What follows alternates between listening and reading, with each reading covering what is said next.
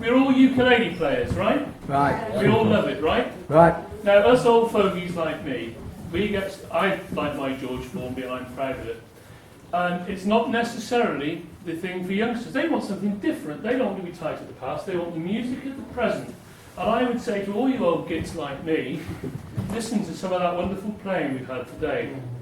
Lots of it, lovely. Trio, fantastic. Modern music, nice music, all done, 3 people singing on a ukulele. What is better than that? Eh? What is better than that? And for all you youngsters, I would say, don't dismiss George Formby because it's the vogue to do it. You watch him play his banjo-lele and you will never see anybody with a right-hand technique better than that. Nobody has ever matched it, come near it. That's why, in the middle of the Second World War, for 3 successive years, he was earning more money than the top 3 Hollywood film stars put together, who were Clark Gable, Errol Flynn and Douglas Fairbanks. And he was beating the lot of them. He was top of the bill everywhere he went. And what he did for the country in the Second World War was unbelievable where he went. Now, having said all that, cobblers, we all like the youth, and I thought I'd do you a favour. I don't think it's ever happened before. I can't remember it, and I think I've only missed 1 meeting since the year dot. Now, I knew many years ago, many of you will know I was involved with George Formby Society for many years, still am, still a member. I was president and secretary and all the rest of it. But my great interest always lay with the instruments. Anyway, I knew Alan Randall. Do you remember Alan Randall? Yeah. Such a clever man musically, playing zillions of instruments, piano, trombone, clarinet, vibraphone he was famous for, and doing his Formby impersonation. I didn't know him personally very well, but I knew him well enough, and he was very, very kind to the Formby Society.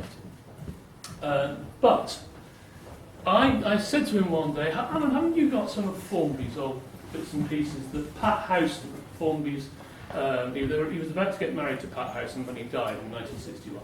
And he said, yeah, would you like to come round and see it? I said, would I? Is the Pope a Catholic?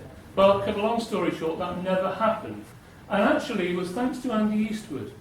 Gave me an email address, and I sent off an email and said, look, I'll explain the situation. I said, if it's still around, I'd love to see this stuff. I don't know what it is. Sure enough, got a reply. Well, cut a long story short, just before the last meeting in October, end of September, I went round to see it, to see what Alan Randall had. It was amazing. It was amazing. And a lot of that stuff is up for sale. However, my real interest was in 3 banjo-ladies of George Formby's that he had. One was a Dallas E model, a gold-plated one, the very first one ever made, which was presented to him by the factory, who said, take that for a year, play it in your act, tell us after the end of the year, get back to us, and tell us what it's like. If it's rubbish, we'll bin it. If it's not, how we can improve it. Well, he liked it. By all accounts, he loved it. Second one was a big Gibson, big Gibson that he played with a big resonator. That he played in the film, was it I Didn't Do It? And he's played Daring Young Man. He was such a daring young man. He comes on and plays that. Anyway, absolutely shot to pieces on the fingerboard, all the rest of it. And the third one was a Baby Gibson that he never used in his films. Very like one he played on the Friday show, some of you Formbyeites and over.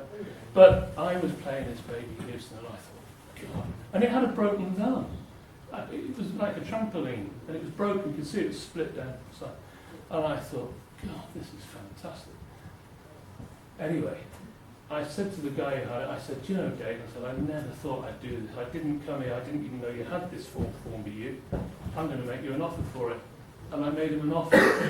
As I'd had a letter from the Halifax, literally about the day before, saying, dear Mr. Croft, you now have 0.025% interest. Anyway, I said, look, I know it's not yours, it's your wife, who is Alan Randall's daughter.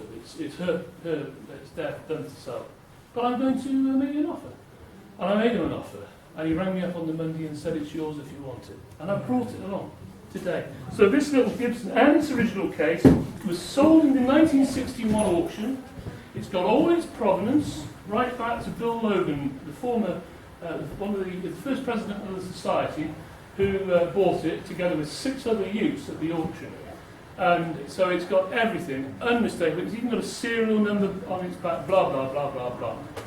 And its case, the case it was sold in. So this was a little Baby Gibson that George Formby had.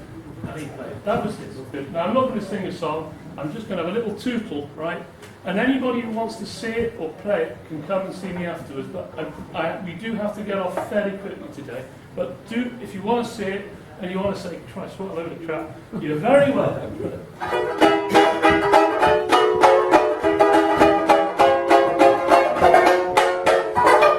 It's in E flat, by the way.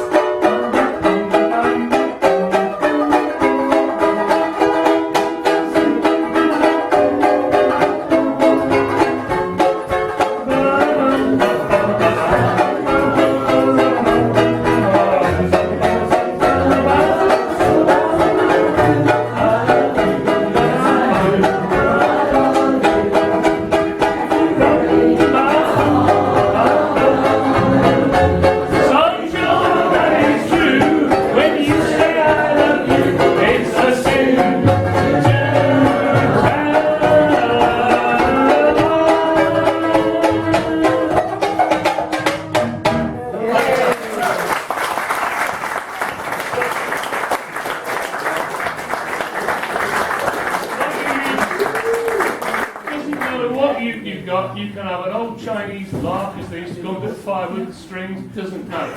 If it gives you fun and you enjoy it, you play it, you enjoy it. Yeah.